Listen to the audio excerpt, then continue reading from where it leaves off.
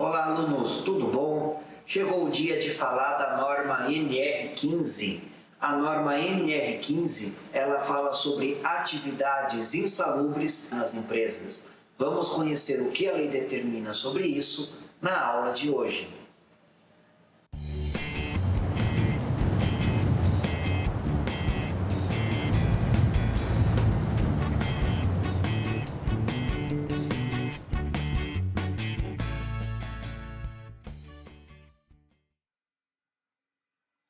Olá, alunos, tudo bom com vocês?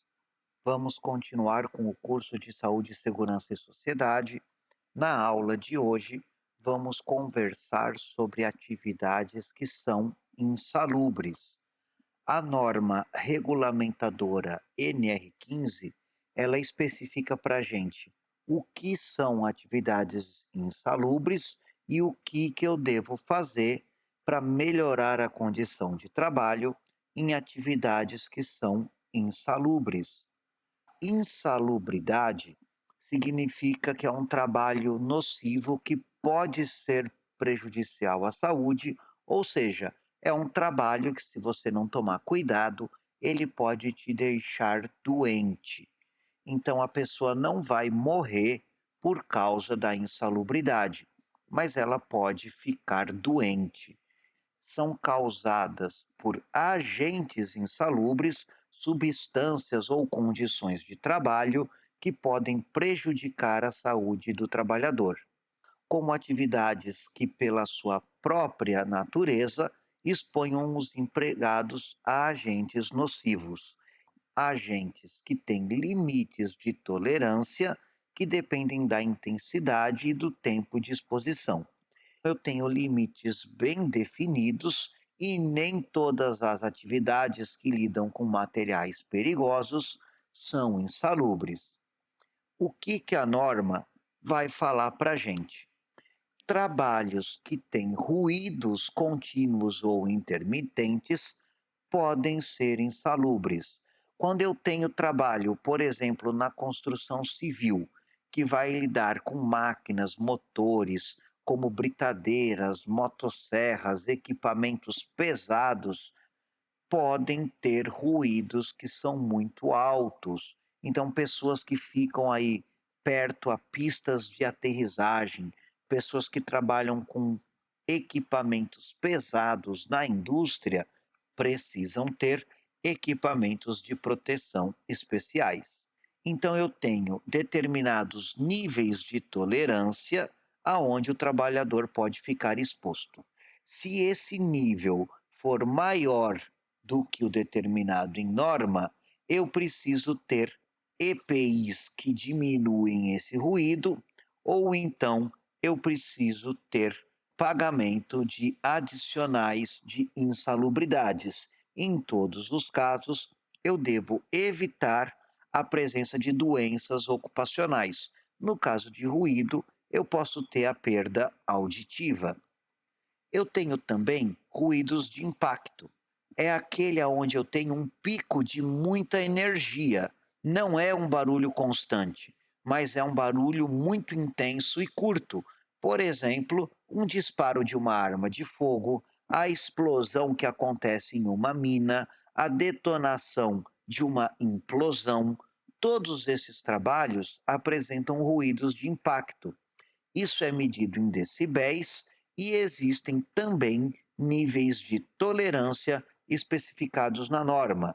Quando eu tenho trabalhadores que trabalham com equipamentos que produzem esses ruídos, eles devem ter proteções adequadas ou devem ganhar adicionais de insalubridade.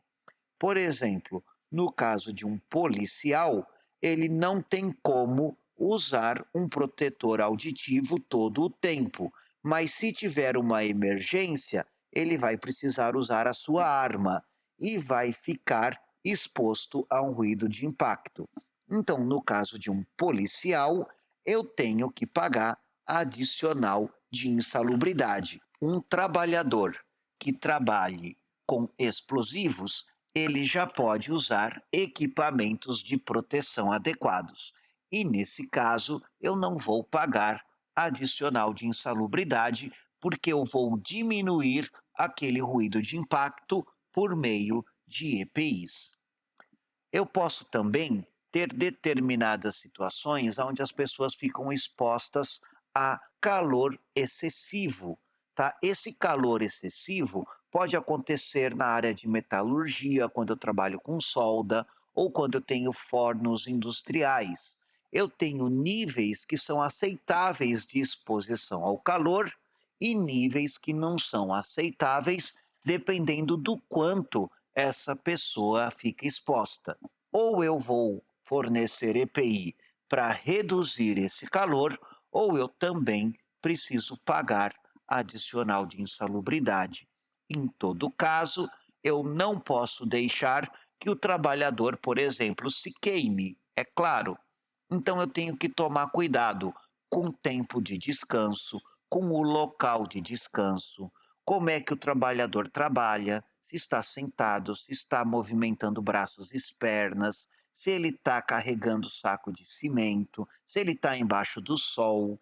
São vários exemplos que podem causar uma exposição ao calor, porque eu também tenho, é claro, o calor do sol sendo levado em conta.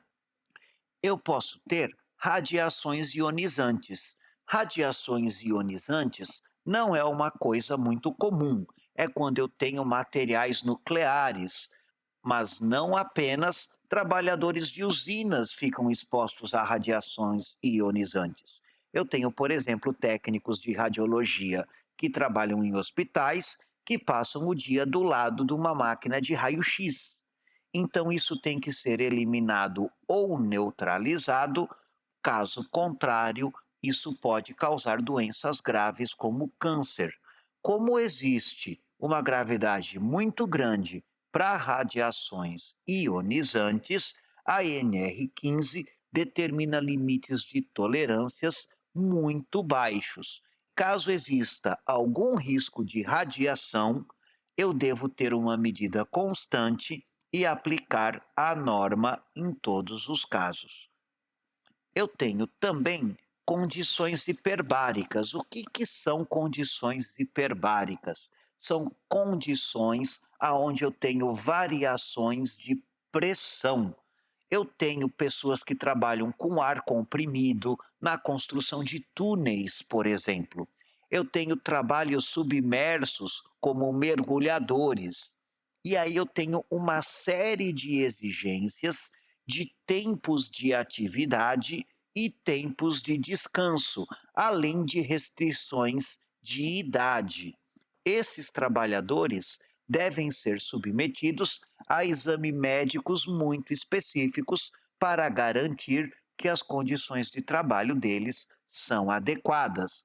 Eu tenho a necessidade de guardar os monitoramentos de registro médico, qualquer problema que venha a acontecer, que a empresa possa ser auditada. E se a empresa não cumpriu as regras, nós teremos multas e teremos indenizações. Então, é uma área bastante complicada e a empresa sempre toma muito cuidado com condições hiperbáricas. Eu tenho radiações não ionizantes. Aí eu tenho uma situação mais comum. Tenho radiações não ionizantes, aonde eu tenho microondas, aonde eu tenho raios ultravioletas, aonde eu tenho raio laser e outras formas de onda que são de alta intensidade, mas não são radioativas, portanto, não são ionizantes. Caso eu tenha trabalhadores que mexam com esses produtos, eventualmente numa indústria ou num laboratório, eu tenho que garantir que não exista exposição a essas radiações não ionizantes. Existem trabalhos onde eu tenho problemas com vibração. Já imaginou você ser um motorista de ônibus e toda hora você passar por uma estrada de paralelepípedo? É um exemplo de vibração. Será que um piloto de avião que está exposto a constante turbulência não tem nenhum problema? E uma britadeira? Você já imaginou que não é apenas o barulho, mas a vibração da britadeira incomoda muito. A norma estabelece limites para a exposição diária a essas vibrações. É claro que eu não posso simplesmente fazer uma britadeira parar de vibrar. E eu não posso simplesmente remover uma rua de paralelepípedo. Por isso, eu tenho determinados tempos aonde o profissional pode estar exposto a essas vibrações. Eu tenho trabalhos aonde o profissional está exposto a frio. Eu tenho pessoas que trabalham em câmeras frigoríficas, que trabalham com produtos congelados. Essas pessoas têm que ter uma proteção adequada, senão a atividade pode ser insalubre e eu posso ter problema com a fiscalização. Então, existem EPIs específicos para esses casos. Também é feito por inspeção in loco por profissional habilitado, com CREA, que vai assinar uma ART, portanto, é bastante rigoroso. Ou eu tenho um EPI específico, ou o trabalhador vai ter direito a adicional de insalubridade. Eu também tenho alguns problemas que podem ser relacionados com umidade. Existem trabalhos que são em locais alagados ou encharcados, onde eu tenho umidade excessiva. Eu tenho obras civis de terraplanagem que podem trabalhar em lugares de brejo. Tudo isso precisa ser monitorado por profissional habilitado e ele que vai determinar se existe EPI para esse caso ou se eu devo pagar adicional de insalubridade.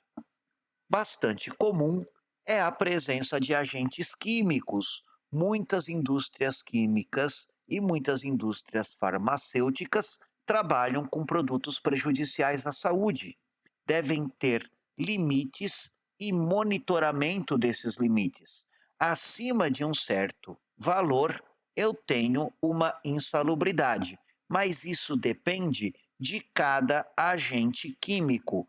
Então, a parte de indústria química e farmacêutica, ela é bastante exigente em relação à análise por um profissional. Cada tipo de material químico pode ter uma exigência diferente. Eu posso também ter alguns tipos de poeiras minerais que são especialmente nociva. Por exemplo, se eu trabalhar com asbesto ou o popular amianto, isso pode dar câncer no meu pulmão. Se eu trabalhar com mineração e ficar exposto a manganês, isso também é um problema. A sílica cristalizada ou o chamado pó de quartzo pode ser um problema. O pessoal que trabalha com joalheria também tem que tomar cuidado. Eu tenho limites de tolerância específicos para cada material mineral. Não estou falando da poeira comum que existe no ar, mas poeiras minerais específicas que deve ter uma atenção especial. Agentes biológicos já não é tão comum assim, mas quando ele existe, a norma é muito restritiva. Imaginem laboratórios que trabalham com vírus, com bactérias, que desenvolvem medicamentos. Eu tenho vários níveis de risco e vários níveis de proteção, dependendo se é fungo, vírus, parasita, toxina, seja lá o que for, precisam ter treinamentos especializados, EPIs especializados. Eu tenho, por exemplo, algumas profissões da área médica e algumas profissões de saneamento que podem estar expostos a agentes biológicos. E isso aí deve ser sempre monitorado por um engenheiro de segurança devidamente habilitado. Nós temos vários riscos de insalubridade, mas para a maioria deles eu tenho EPIs que evitam que a insalubridade ocorra. É muito importante a gente entender que não basta você trabalhar com uma atividade insalubre que você vai ganhar mais dinheiro. Você vai ganhar adicional de insalubridade quando você estiver exposto à condição de insalubridade. Se você estiver usando uma britadeira e você não estiver com proteção auditiva, vem a pergunta: a empresa fornece esse material?